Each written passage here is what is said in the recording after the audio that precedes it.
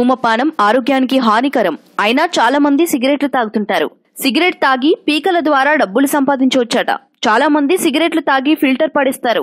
ఇలా పడేసిన సిగరెట్ పీక భూమిలో డీకంపోజ్ కావడానికి ఏడాది నుంచి 10 ఏళ్లు పడుతోంది. ప్రపంచవ్యాప్తంగా ప్రతిరోజు టన్నుల కొద్దీ సిగరెట్ పీకలు భూమి మీద పేరుకుపోతున్నాయి. ఇకపోతే సిగరెట్ తయారీలో సెల్యులోజ్ ఎస్టేట్ అనే నాన్ బయోడిగ్రేడబుల్ ప్లాస్టిక్ ఫిల్టర్ వాడతారు. అది పర్యావరణానికి అత్యంత ప్రమాదకరం. ఒక్క ఇండియాలోనే ఏడాదికి తాగి పారేసిన సిగరెట్ పీకల సంఖ్య 100 బిలియన్లుంటుందని అంచనా. ఇదే విషయం మీద స్టడీ చేశారు గుర్గావ్కు చెందిన విశాల్ కాంత్, నమన్ గుప్తా అనే ఇద్దరు స్నేహితులు. సిగరెట్ ఫిల్టర్ వేస్టేజ్ నంతా రీసైకిల్ చేయడంపై దృష్టి పెట్టారు. ఎవరైతే తమకు సిగరెట్ పీకలు కలెక్ట్ చేసిస్తారో వాళ్లకు కిలోల చొప్పున కొంత డబ్బు ఇవ్వాలని డిసైడ్ చేశారు.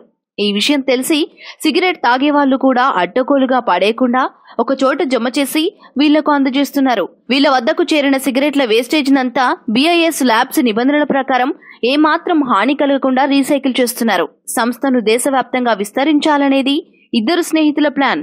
2016 జూలైలో లాంచ్ అయిన ఈ స్టార్టప్ సిగరెట్ పీకల రీసైక్లింగ్ కి వన్ స్టాప్ సొల్యూషన్ కనిపెట్టిందని చెప్పొచ్చు.